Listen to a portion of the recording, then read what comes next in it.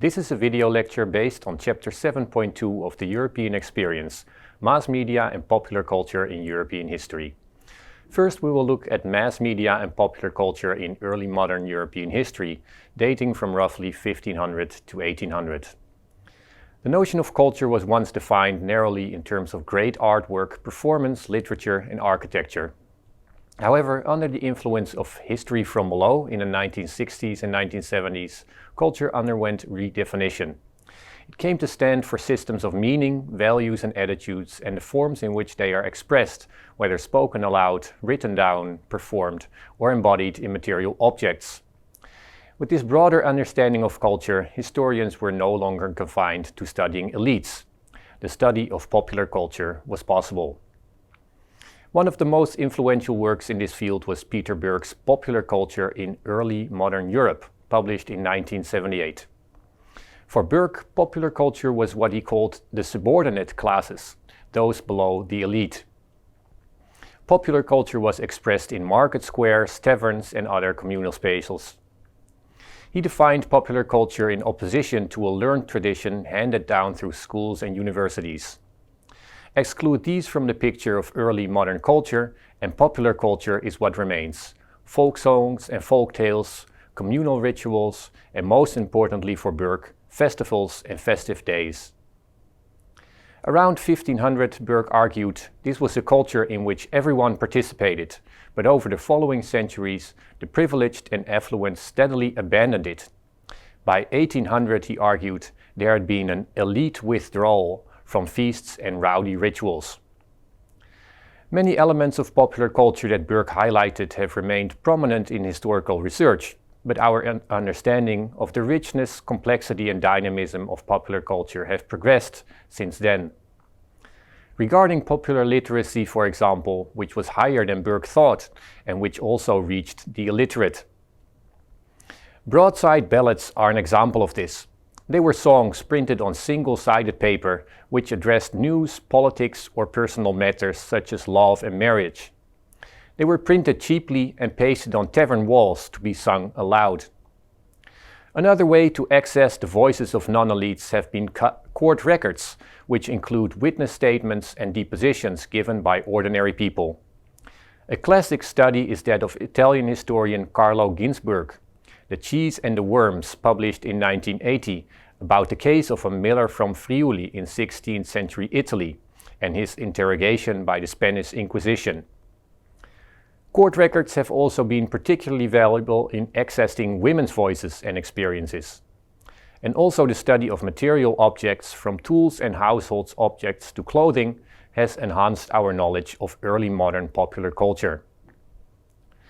As our understanding of popular culture in this era has grown, it has become increasingly clear that people's cultural experience varied according to place, gender, social status, education, upbringing, race, religious belief, and other factors. There is not one homogeneous European popular culture that we can study, and historians have become cautious about drawing sharp distinctions between the cultures of the elite and those in other social classes. Our most important source material remains the printed word. Printed text first reached Europeans in the mid-15th century and had become a routine part of life in 1800. The cultural significance of printed text was described in another seminal work, The Printing Press as an Agent of Change, published in 1979 by Elizabeth Eisenstein. She examined the consequences of the printing press for Western civilization and argued that printing brought revolutionary changes to early modern Europe. The dissemination of texts and books and their increased availability at low prices enabled a wide reading public to have access to information and knowledge beyond what was possible during medieval times. This, Eisenstein argued, contributed to the Reformation, the Renaissance and the Scientific Revolution, all of which played a fundamental role in shaping the history of the modern world. Contemporaries in the 16th century, she pointed out, had themselves acknowledged the importance of Gutenberg's innovation. Eisenstein's theory provoked heated academic debates, But whether printed text had such far-reaching consequences as Eisenstein argued, she justly drew attention to the cultural importance of reading in pre-modern Europe, as well as its expanding reach. Protestants translated the Bible into vernacular languages so that common people could read it, and all over Europe, cheap printed materials became available at popular markets.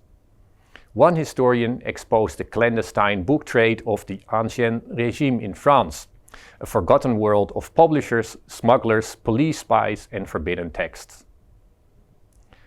Literacy in Europe rose towards the 18th century, and first in France, in England, and later in Germany and other countries, reading became an ordinary practice for a wider audience, providing both information and pleasure, with novels, plays, books on philosophy and other texts becoming available. News became an increasingly important domain. For most people during the Middle Ages, the flow of information about recent events was limited to rumor and hearsay, garnished with the occasional visit of a government herald. The advent of the printing press brought gradual changes to this. Between the 15th century, when the first wooden printing press were installed across Europe, and the 19th century, with its massive steam engine-driven printing presses, gossip and rumor were gradually supplemented with and sometimes supplanted by printed news outlets. During the 17th and 18th centuries, one-shot publications were gradually replaced by news magazines with fixed dates of issue. For those in trade, news became an ever more important aspect of doing business, especially in the volatile world of international shipping. It is therefore hardly surprising that the early modern newspapers first developed in trading hubs in Spain and the Italian city-states, and later in Hamburg and Frankfurt, in the cities of the Dutch Republic and London. A local couranttier collected handwritten news updates from private correspondents abroad and printed them. During the 17th century, high-quality newspapers, especially the Dutch, were sold in bookshops across Europe, especially large cities, but sometimes in smaller ones as well. An international network of news started to develop. One example is the Gazette de Leiden, which was read from Washington to Istanbul. Europeans slowly started to access the same news. The importance of the transnational character of early modern news is exemplified by the spread of the Atlantic revolutions in the late 18th century. People in the Dutch Republic followed events in the American 13 colonies through the Gazette de Leiden. That same newspaper would later inform the French people about the aborted attempt at a similar revolution in the Dutch Republic, before it would provide a day-to-day account of the French Revolution to its international reader base. The Atlantic revolutions also heralded the advent of the political magazine, which rapidly started to overshadow other genres, except cheap religious prints. Such magazines offered an accessible platform, and a letter to the editor sufficed to take part in the political debate of the time. But news always retained its two-sided nature. Its roots lie with sensational broadsheets on the one hand and trade correspondence of the other. The printed news of the 17th and 18th century developed into two forms. On the one hand, cheap broadsheet-like street papers, which freely mixed facts and fiction, and on the other hand, so-called high-quality newspapers with their international correspondence. Together, they comprised the only phenomenon that could lay claim during this time period of being a mass media. We'll be looking now at mass media and popular culture in modern history, roughly 1800 to 1900. At the outset of the 19th century, Europe was a continent in motion. The Atlantic revolutions, like the one in France between 1789 and 1799, had created new political energies that spread powerful new ideas about democracy and individual freedom, and had generated social changes within European societies. These energies were mirrored by technological innovations which transformed the relationship of Europeans to information. The combination of new societal energies with the new information technologies that became available spawned the emergence of mass media and shaped the popular culture of the 19th century and beyond. Some of these transformative mass media technologies were already established at the start of the century. Newspapers, for example, were already widespread, but saw their audiences grow exponentially, and their role in society was transformed. Other forms of technology were new, such as photography and sound recording, which expanded the knowledge people might aspire to have. Other technologies, such as the telegraph and the telephone, fundamentally reshaped perceptions of distance and speed, as well as the dissemination of news. The mass medium which impacted European societies the most was the newspaper. Its rapidly expanding readership, which grew over time across the continent to an audience of millions, comprehensively shaped the development of public debates and national identities. In the 19th century, words printed on paper flooded into European homes. Cheap editions of books, posters, flyers, magazines, and newspapers. Before the 19th century, reading had primarily been an activity for the elite, geared towards religion or the acquisition of knowledge. But in the 19th century, reading became a popular activity, increasingly oriented towards pleasure, news, and opinion. The costs of paper, printing, and the distribution of printed material all significantly decreased in the 19th century, in part because circulation numbers kept increasing. New printing presses accelerated the production to many thousands of sheets per hour. Circulation numbers of the most popular newspapers numbered in the thousands at the start of the century and over 1 million at the end. The increased newspaper production was matched by similar growth in demand for news. Over the course of the century, increased access to education led to mass literacy in the industrializing countries of the continent, while political censorship in many countries eased. Especially towards the end of the century, newspapers and other periodicals blended a variety of subjects in attractive layouts. These developments allowed newspapers to take a central place in the European cultural landscape. Not only text, but images as well penetrated the lives of millions of Europeans. Before the 19th century, most Europeans came across few images in their daily lives. This changed in the 19th century. Shortly before the century's start, lithography, a method of printing images, was invented, and technological advances spread its use to fine prints and posters. Print shops sprang up across the continent. In newspapers, wood engravings were first used for the mastheads, but increasingly served as visual depictions of newsworthy people or events. From the 1840s onwards, illustrated newspapers sprang up in countries across the continent. They did more than present news in an attractive way. They expanded and democratized the audience for news. News now also became something visual, increasing the knowledge that many Europeans could engage with. Visual knowledge became accessible to the illiterate, for example, views of monuments and landmarks. The photograph played the main role in this process. The invention of the photographic process led to a craze in the 1840s for the first type of photograph, the so-called daguerreotype. One caricaturist mocked the daguerreotype mania. The spread of photography not only added a new medium for disseminating information, but also implied a mental revolution, changing people's conception of what was true, real, and verifiable. It also created a demand for family portraits, stereographs, and photos of notable people.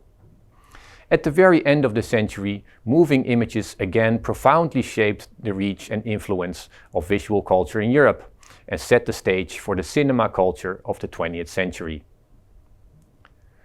Communication increased in volume and accelerated in speed, accelerated, for example, by networks of couriers, carrier pigeons, and the development of the electric telegraph.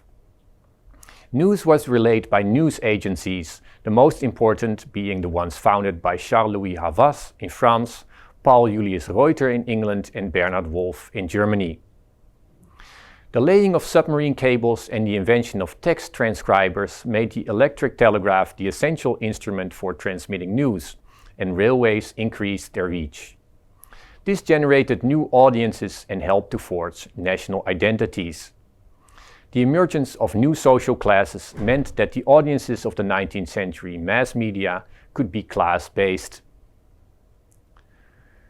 The 19th century also saw a reconfiguration in the spatial and social organization of societies. New mass media and their uses impacted this process. New media and new forms of communication opened up new ways of imagining the world and allowed individuals to relate their local experiences to a national, transnational, or even global dimension. New information technologies and new forms of travel found their way into popular discourse. For example, in the 1872 novel Le Tour du Monde en 80 jours, translated as Around the World in 80 Days by French writer Jules Verne. The spatial organization of society changed in this century. This could be seen, for example, in the practice of reading. The new expanded reading audiences no longer met in public libraries or clubs to exercise reading as a social practice in public venues. Reading mostly became something to do in private. So while new media linked people together during the 19th century, creating, for example, the nation as an imagined community, they also laid the groundwork for more private and individual practices of media use and created new divisions, for example, between the media avant-garde in major cities and the less well-connected people in Europe's peripheral regions. Now we'll be looking at mass media and popular culture in contemporary history, roughly 1900 to 2000. During the 20th century, the use and reach of mass media only grew further, fueled by new technologies and new commercial and political uses. Print media such as books, pamphlets, newspapers, magazines and posters retained their cultural significance, but they were joined by various new mass media. These were sound recordings such as gramophone records, magnetic tapes, cassettes and CDs. Cinema since the late 19th century, radio from about 1910, television from the 1940s on, internet in the 1990s and mobile phones from around the turn of the century. All these new mass media made cultural experiences more accessible and more readily available. Established mass media also evolved in the 20th century. Photography and the printing press were not new inventions in the 20th century, but they combined in the new format of the illustrated magazine. German magazines such as the Berliner Illustrierte Zeitung or Arbeiter Illustrierte Zeitung were forerunners in the 1920s, reaching audiences of millions. They were followed by magazines such as Vue and Regard in France or USSR in construction in the Soviet Union. Illustrated magazines were from the 1930s to the 1950s perhaps the most important mass medium in European societies. Newspapers continued to be essential mass media as well. The rise of television viewership decreased their income flows and their dominance after the 1950s fell. Especially after cable television was introduced in most European countries in the 1980s, television became the dominant mass medium, spawning a market for paid television channels and video rentals. Naturally, this increasingly impacted the personal lives of Europeans. Their aspirations and lifestyles were increasingly influenced by what they saw or heard through mass media. This impacted their consumption, their life's goals, but their politics and actions as well. The increasing role of mass media in the lives and opinions of peoples gave birth to new fields of intellectual reflection, the study of popular culture and mass media studies. First studies into the social roles of mass media had begun in the 19th century, but became more prominent in the 20th. A recurring theme in debates is the contrast between optimistic views of mass media, which tend to focus on the enlightening and democratizing effects of new media, and the more pessimistic interpretations that sees mass media's powers as potential threats to society and personal freedoms.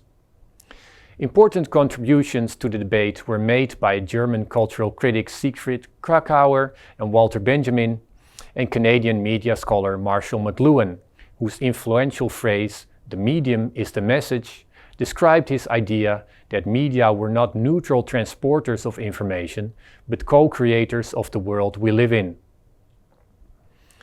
Growing awareness of the potential power of mass media led to its strict control and its deployment for political goals. In the 1930s and 1940s, the first objective of the fascist governments in Italy and Germany was to enforce a particular ideology and aimed to directly control the sphere of culture. Newspapers and other mass media were eventually controlled entirely by the government. The press, radio, cinema, literature, libraries, universities and schools served to diffuse the pan-Germanic ideal and brought the masses into line with the regime. Later European dictatorships, such as those of Francisco Franco in Spain and Antonio de Oliveira Salazar in Portugal, continued to employ censorship of the mass media, distributing, as Franco and Salazar called it, the official version of the facts. In the 20th century, popular culture in Europe was increasingly influenced by Americanization. We can see this phenomenon if we zoom in on popular music. In the 19th century, popular music referred to work songs and traditional melodies collected by folklorists. But in the 20th century, it came to designate a commodified genre produced by the record industry and broadcast by mass media. Popular music was a very dynamic field in the 20th century that saw a continuous rise of new styles and genres, technological innovations and changing social functions. At the beginning of the 20th century, music hall, a theatrical genre, established itself as one of the most favored forms of entertainment in Europe. Revues, which eroticized female bodies, triumphed on the Parisian stages, while the 1920s saw the golden age of German cabaret. American influences were already obvious at the time, for example, in the form of jazz or swing bands. This increased after the Second World War. Born in the 1950s in the United States, rock and roll conquered Europe through jukeboxes, cinema, international radio stations and TV shows, and through local imitators such as Johnny Hallyday in France and Cliff Richards in Britain. Hailed as the music of teenagers, rock and roll was nonetheless associated in the media with juvenile delinquency and sexual promiscuity. Rock music was also part of the cultural Cold War between East and West, while the Voice of America radio station broadcast Western popular music in Eastern Europe. Countries such as the GDR tried to censor it. Notwithstanding cultural Americanization, national music genres such as the French chanson, the Italian musica leggera, or the German Schlager remained very popular locally. From the 1960s onwards, the British invasion with bands such as the Beatles or the Rolling Stones, and later krautrock bands of the 1970s or French touch house music of the 1990s, demonstrated the, albeit often short-lived, capacity of European pop music to export successfully. The example of popular music illustrates how popular culture in the 20th century mixed personal tastes and opinions with consumerism and profit-oriented companies, a process continuously disrupted by new technologies. This was true of other mass media as well, and similar stories can be told about movies, clothing style, or visual art. As in the 1990s, the story of mass media and popular culture cannot be grasped in one narrative, but consists of highly fragmented and dynamic cultural field of various countries, regions and subcultures, influenced by people's personal preferences and identities. Most of these stories would be impacted by the introduction of a new technology at the close of the 20th century that would transform mass media and popular culture in Europe once again, the Internet. While not obvious at the time, the digital revolution would reshape mass media and popular culture deeply, setting the stage for the new century.